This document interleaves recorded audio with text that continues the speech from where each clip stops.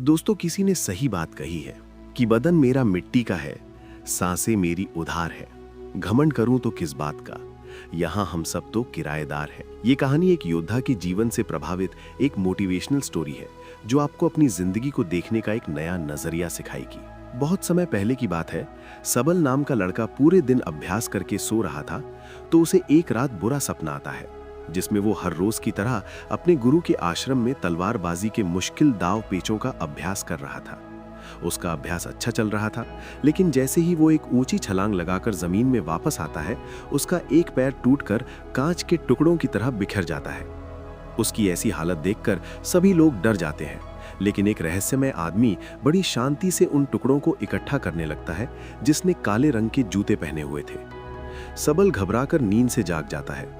उस समय रात्रि से सुबह होने वाली थी और वो खुद को शांत करने के लिए बाहर टहलने निकल जाता है। कुछ देर चलने के बाद वो एक पुराने घर के बाहर आकर रुक जाता है और उसके बाहर पेड़ के नीचे जाकर बैठ जाता है। तभी एक बूढ़ा आदमी उस घर से बाहर निकलता है जिसने बिल्कुल वैसे ही जूते पहन रखे थे जैसे सबल ने अपने सपने में देखे थे। सबल उस बूढ़े आदमी से कहता है कि तुम्हारे पैरों में अलग अलग जूते हैं। तो जवाब में वो आदमी कहता है कि इसमें से एक जूता नया है और दूसरा पुराना। फिर सबल वहां से उठकर जाने लगता है और वो आदमी वहीं पर बैठ जाता है। लेकिन जब अगले ही पल सबल पीछे मुड़कर उस आदमी को देखता है तो वो आदमी उस घर की छत पर पहुंच चुका था, जो कि आश्चर्यचकित कर देने वाली बात थी, क्योंकि एक बूढ़े आदमी के लिए बिना किसी सहारे के इतनी जल्दी छत पर पहुंच जाना असंभव बात थी। सबल उस बूढ़े आदमी से पूछता है कि उसने ऐसा कैसे किया, लेकिन वो आदमी रहस्यमय ढंग से चुपचाप उसकी ओर देखता रहता है। तो सबल वहां से चला जाता है।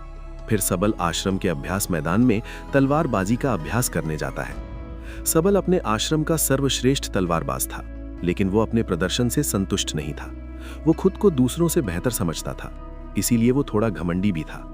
अपने आप को सबसे श्रेष्ठ साबित करने के लिए वो तलवारबाजी पर ऐसे ऐसे प्रयोग करता था जो कि बहुत ही मुश्किल और खतरनाक थे।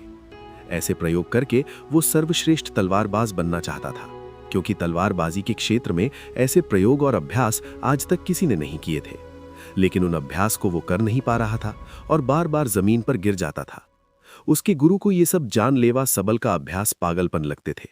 वो उससे कहते हैं कि तुम एक बेहतरीन योद्धा हो, लेकिन तलवार के इन अभ्यास को कर पाना संभव नहीं है, क्योंकि इसके लिए असाधारण ताकत, अचूक तकनीक और निडरता की जरूरत है। और अगर तुमसे जरा सी भी गलती हुई तो तुम बुरी तरह घायल हो सकते हो या फिर तुम्हारी जान भी जा सकती है। गुरु की बातें सबल को दुखी कर देती हैं। उसे इन विशेष अभ्यास को करने के लिए विशेष प्रशिक्षण की जरूरत थी, तो वो मदद मांगने वो उस बूढ़े आदमी के पास चला जाता है।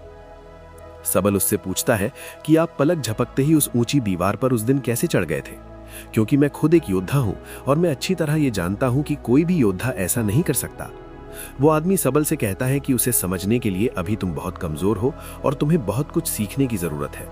लेकिन सबल को अपने अभ्यास और ज्ञान पर बहुत घमंड था, इसीलिए वो कहता है कि मुझे हर चीज की जानकारी है और तुम मुझसे कोई भी सवाल पूछ सकते हो।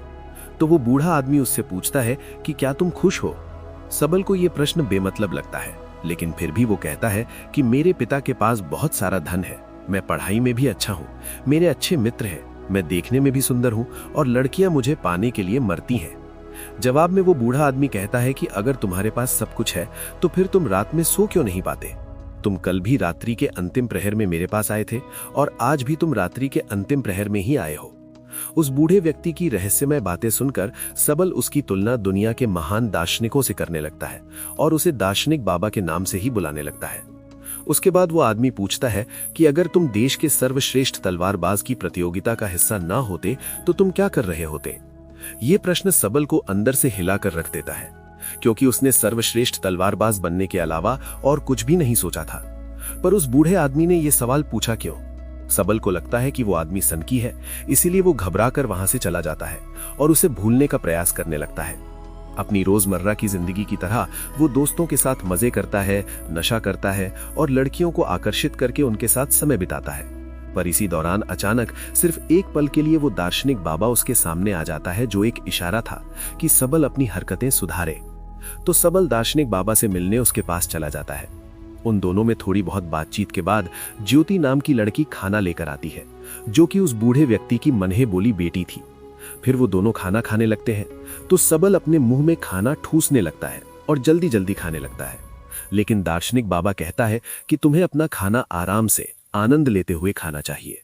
वो कहता है कि तुम्हारे अंदर बहुत सी गलत आदतें हैं और अगर तुम मुझसे प्रशिक्षण लेना चाहते हो तो आज से ही तुम्हें मित्रों के साथ बेमतलब घूमना, नशा करना, मांस खाना, गलत काम करना बंद करना पड़ेगा। लेकिन सबल को अपने प्रशिक्षण और अभ्यास पर बहुत घमंड था, तो दार्शनिक बाबा उसे कुछ समय के लिए घुटने मोड़कर खड़े रहने के लिए कहता है, जो देखने में तो बहुत आसान लगता है, लेकिन थोड़ी ही देर में सबल का सब्र जवाब दे देता है और वो वहीं जमीन पर गिर पड़ता है। अपना घमंड टूटने और खुद को बेइज्जत महसूस करने के बाद सबल गुस्से में वहां से जाने लगता है। तो दार्शनिक बाबा उसे कहता है कि आत्म अनुभव हमें बहुत सी नई चीजें सिखाता है। हमारे अंदर हर सवाल का जवाब है, इसीलिए बाहर से सोचना बंद करो और अपने अंदर अपने आत्म अनुभव से उनके जवाब ढूंढो। फिर तुम्हें पता चलेगा कि तुम रात को इसलिए नहीं सो पाते क्योंकि तुम अंदर से खाली हो और तुम्हें अपने खालीपन से डर लगता है। वो ये भी कहता है कि एक योद्धा के लिए शरीर और दिमाग दोनों पर नियंत्रण होना बेहद जरूरी है और वो सबल को एक योद्धा की तरह प्रशिक्षित करने के लिए मान जाता है। अगले दिन जब सबल अपने आश्रम के अभ्यास मैदान में जाता है तो वहां उसे पता चलता है कि उसके मित्र के हाथ में अभ्यास के दौरान गहरी चोट आ गई है और अब उसका मित्र देश की सबसे बड़ी प्रतियोगिता में हिस्सा नहीं ले पाएगा। इस बात से उसके मित्र के प्रशिक्षित करने वाला शिक्षक बहुत परेशान था, क्योंकि वो तीरंदाजी में सबसे श्रेष्ठ योद्धा था। रात को सबल फिर दार्शनिक बाबा से मिलने जाता है। उस समय दार्शनिक बाबा बैलगाड़ी के पहिए को सुधार रहे थे। वो सबल से एक लोहे का टुकड़ा मांगता है, तो सबल जानबूझकर उस लोहे के टुकड़े को बाबा की तरफ तेजी से फेंकता है, लेकिन बाबा बिना उसकी ओर देखे बड़ी आसानी से उस लोहे के टुकड़े को अपने हाथों में पकड़ लेता है। सबल दोबारा से ऐसा करता है, लेकिन दार्शनिक बाबा फिर से उसे बिना देखे पकड़ लेता है। दार्शनिक उससे कहता है कि हमारे दिमाग में लाखों बेतुके विचार चलते रहते हैं, जो हमारे लक्ष्य को धुंधला बनाकर हमें भटका देते हैं। फिर सबल को थप्पड़ मारकर उसे उकसाता है और बदले में मुक्का मारने के लिए कहता है। पहले तो सबल शांत रहता है, लेकिन जब वो दार्शनिक बाबा पर हमला करता है तो दार्शनिक उसे पलक झपकते ही उसे नीचे गिरा देते हैं और उससे कहता है कि अपने लक्ष्य के अलावा जो कुछ भी तुम्हारे दिमाग में चल रहा है वो सब बेकार है। उस कचरे को अपने दिमाग से बाहर निकाल दो। और वो उसे अगली सुबह नदी के पुल के ऊपर मिलने बुलाता है। अगले दिन जब सबल नदी के पुल पर पहुंचता है तो दार्शनिक उसे धक्का देकर पुल से नीचे गिरा देता है। सबल गुस्से में दार्शनिक पर चिल्लाने लगता है। तब दार्शनिक सबल से कहता है कि जिस पल तुम नीचे गिर रहे थे उस पल तुम्हारा दिमाग बिल्कुल खाली था, अब फिर से उसमें कचरा भर चुका है। सबल गुस्से में कहता है कि मेरे दिमाग में कोई कचरा नहीं भरा है। तो दार्शनिक सबल के दिमाग पर नियंत्रण करके वो सब देखने लगता है जो उसके दिमाग में चल रहा था। फिर वो कहता है कि अगर तुम अपना ध्यान इन फिजूल के विचारों में रखोगे तो तुम अपने वर्तमान के पलों को जी नहीं पाओगे, और जब तुम अपना सारा ध्यान वर्तमान के पलों में रखोगे तब तुम्हें पता चलेगा कि तुम क्या कर सकते हो और इतने अच्छे से कर सकते हो। सबल को चोट लगने के बाद तीरंदाजी सिखाने वाला शिक्षक सभी छात्रों की परीक्षा ले रहा था। इस दौरान सबल दार्शनिक के सिखाए तरीके से अपने ध्यान को एकाग्र करने में सफल हो जाता है और पूरी एकाग्रता के साथ तीरंदाजी का बेहतरीन प्रदर्शन करके दिखाता है, जो कि शायद उसके मित्र से भी बेहतर था। सभी लोग ऐसे प्रदर्शन को देखकर हैरान रह जाते हैं। फिर उस रात दार्शनिक को पूरी बात बताता है। वो खुश था और उसे अपने प्रदर्शन पर नाज था, क्योंकि दूसरे खिलाड़ी योद्धा उससे जलने लगे थे।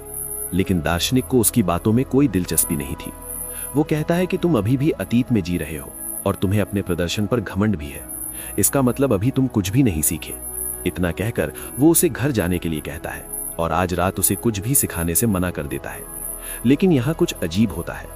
सबल वहां छुपकर सुबह होने का इंतजार करता है और सुबह होते ही दार्शनिक का पीछा करने लगता है। दार्शनिक सबल के अभ्यास मैदान में चला जाता है और जाकर एक ऊंचे स्थान में बैठ जाता है। सबल दार्शनिक के बगल में जाकर बैठता है तो वो महसूस करता है कि वो सभी खिलाड़ी योद्धाओं के दिमाग को पढ़ पा रहा है। उसे उनके दिमाग में चल रही सभी बातों को सुन सकता है।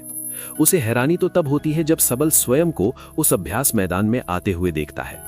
ये देखकर वो अपनी जगह से नीचे गिर जाता है। फिर उसे पता चलता है कि ये सब तो उसका भ्रम है।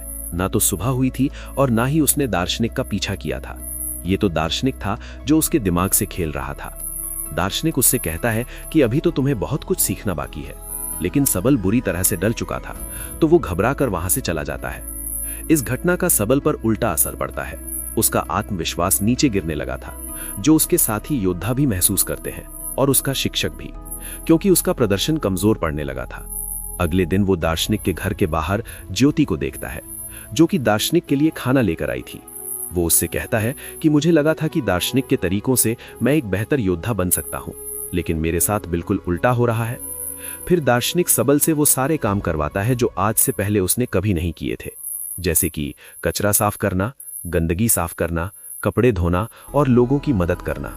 दोस्तों के साथ घूमना और गप्पे मारना बंद, मांस खाना बंद। सबल ये सब कर तो रहा था, लेकिन उसे ये सब बेमतलब लग रहा था। उसका प्रदर्शन सुधरने की बजाय दिन प्रतिदिन खराब होता जा रहा था, क्योंकि वो दार्शनिक की शिक्षाओं को समझ नहीं पा रहा था। और एक दिन तंग आकर वो दार्शनिक से झगड़ने लगता है।